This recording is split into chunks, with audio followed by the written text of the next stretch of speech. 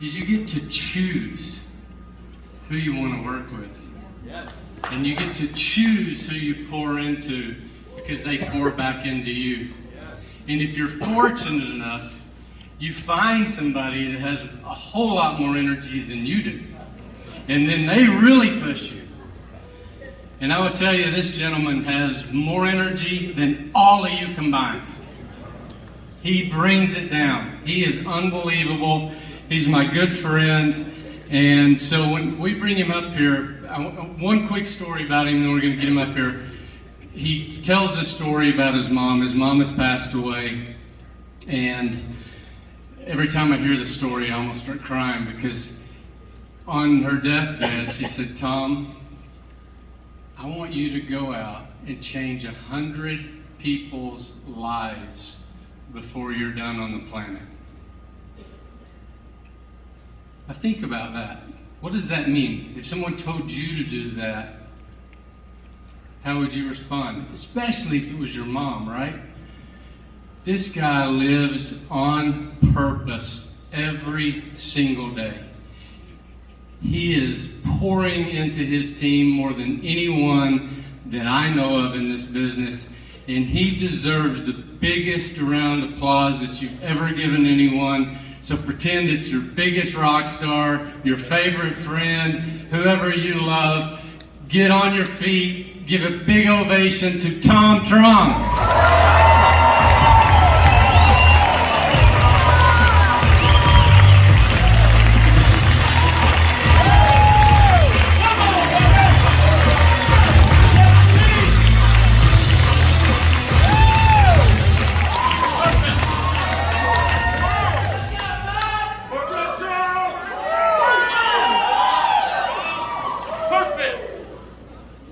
Non-negotiable intention to achieve a long-term goal that is both. I need my mic.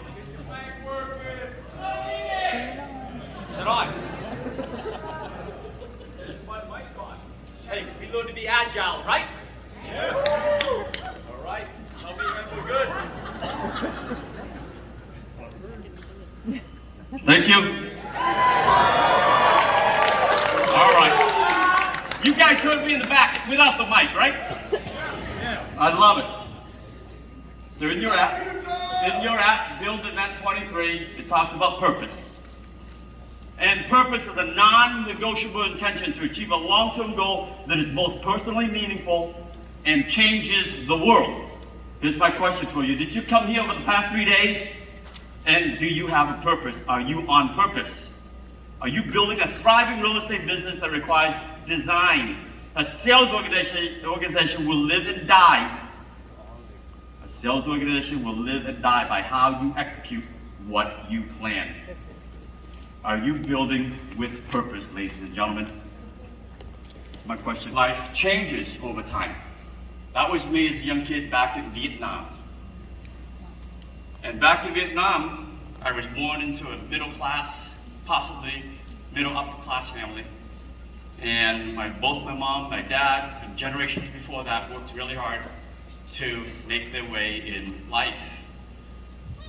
Though that purpose changed one day, okay? And this is what Mark Twain says. The two most important days of your life are the day you were born and the day you find out why. Ladies and gentlemen, have you found out why yet? What are your two most important days? I challenge you today to think about that, to reflect as we leave here, and to reflect, what is your purpose in life? For me, the two most important days which define my purpose in life are the day I left Vietnam and the day my mom asked me to make her that one promise before she passed that Scott mentioned earlier. And before EXP, I didn't have a way. I said, yes, Mom, of course I would say yes to that in her deathbed, but I did not have a way to change lives. You see, before the business, I was doing all right. I was doing very well financially as a CFO for a publicly traded insurance company, as an investor, as a landlord. I was doing all right, but I did not have a way to help 100 people become personally, financially free. There's the day. That's the day we left Vietnam, April 30th, 1975. That's the boat. Can you imagine our lives changed because my mom was totally on purpose. This is the second day. A few weeks before she passed, I did not know that she was going to pass, but it was on that day that I had a quiet moment with my mom, and she asked me to make that one promise. You see, my mom, in so many ways, only had a third grade education.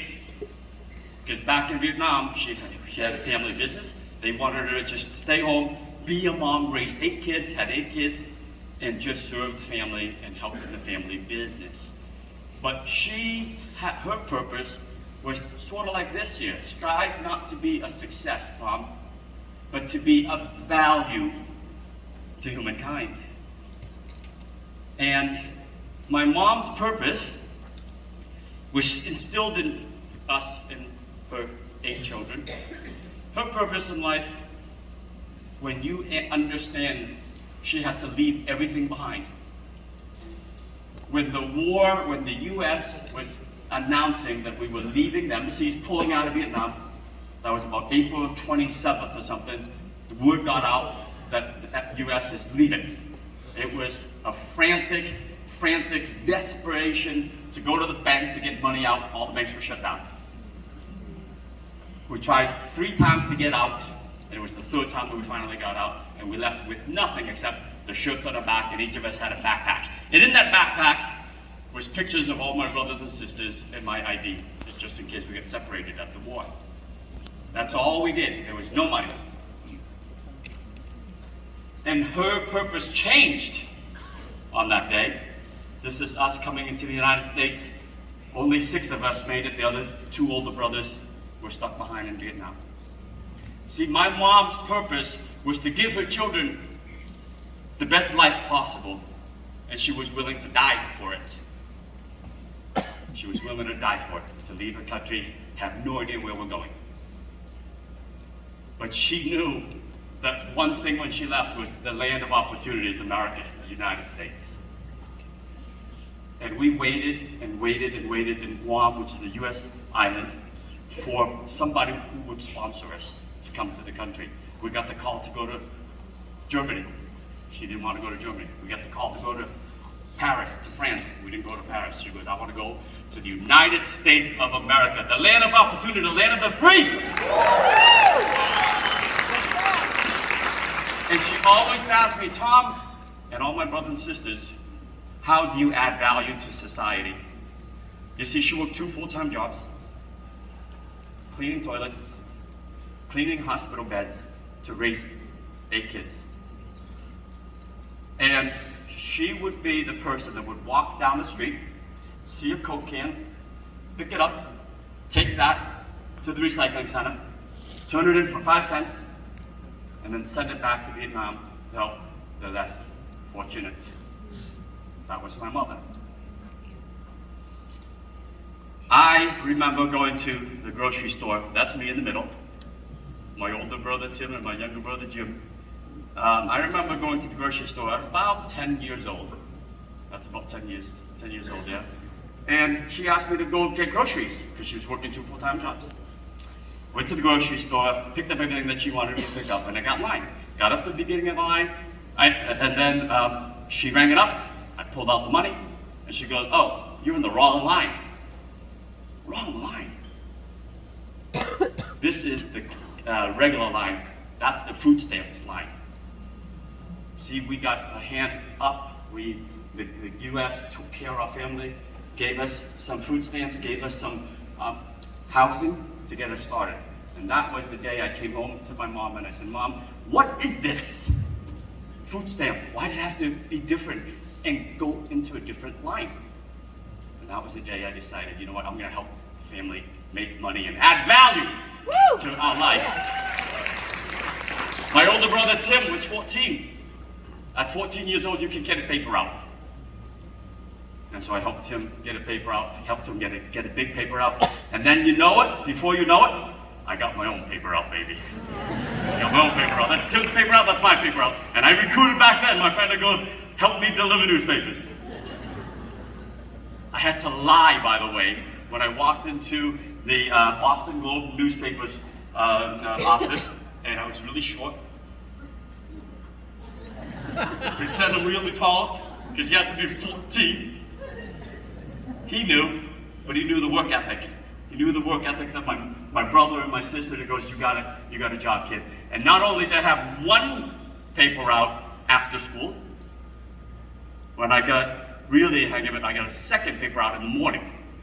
So I'm delivering papers from 5:30 in the morning to about 6:30, go to school, come home from school at 2:30, and do another paper out in the afternoon. That's the value that Mom said, Tom, you gotta do it. You do whatever it takes, okay? Babe Ruth, every strikeout brings me closer to the next home run. When you guys are out there, agent attraction, doing agent attraction, are you getting those? You're getting a 22 straight no's or 200 straight no's. To find the one who will change their life and to change other people's lives, okay? Mom always said, Tom, show up early, stay late. In my corporate world, if your boss shows up at 8, you show up at 7:30 and you open the door. If your boss leaves at 6:30, you walk him out the door and you shut the door. And that's what I did from day one in my summer internship. How can I serve you, boss? I was a summer intern. He goes, Tom, go home. No. If you still have work to do, I'm going to help you. And the following year, he created a job for me, and we went there. I did everything. Baseball was the one thing that I was able to pay for myself. See, Mom didn't have money to get us into sports, but baseball, even on the baseball team, I played every position. I showed up early. That's Mr. Patiglio, my coach. I would never forget him. I would show up early, help him put out the bases, set up the bats. When the game was over, when practice was over, the kids' parents came and picked them up. I had no parents to pick me up. So at the beginning, it was an excuse to just let everyone go, let me help pick up, put the bases away, put the bats away, carry the stuff to his car, right? And then walk home sometimes a couple of miles, depending where the game was, to get home. But I knew to give it my all. Are you giving it your all right now with this gift that we all have at EXP? Are you giving it all? And for me, it's not about money. It's about giving back and being passionate about helping others to change lives through real estate. See, my world changed 5.5 years ago. That's the first lunch and learn. Jason Gessen. All right, my sponsors, Tracy Gagnon called me, and I grilled her a little bit. And then the following day, and that whole weekend, I grilled Scott Lewis. And then the day after that, 2 sleepless nights. I drove 2.5 hours to be with Jason. I grilled him on the financial statements of the company. Back then, we were still liability-free, debt-free, $2.3 million in savings account. I said, this is my company because I have a chance to change lives. Yeah. And right there and then, baby, I hit the ground running. I hit the ground running. 4 lunch and learns in the first week. 15 people per made about 200 phone calls, and 16 people showed up over 4 lunch and learns. 2 on a Friday, 2 on a Saturday, and that's how we got started to change lives. Okay, that was me as a CFO. I sat in my ivory tower in my corner office, helping me, my family. But I didn't have the ability to help others, and it is EXP that allows me to travel the world. I don't need to sit in my ivory tower. I can sit on the floor. I can sit in the airports with airplanes canceled and weather and everything else to build this business, to change lives. Yeah.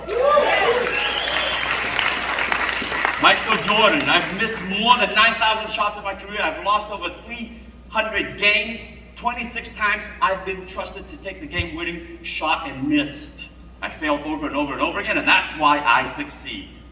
For me, I've called 25 agents per week for the first 3.5 years, more than 7,150 agents over the last 5.5 years. I've lost 1,168 agents as of 3 days ago in my back office. Over 2,000 times I've been entrusted to do a three-way call. and I was not able to close them on the spot. See, I failed over and over and over again, and that's why I'm winning here with EXP.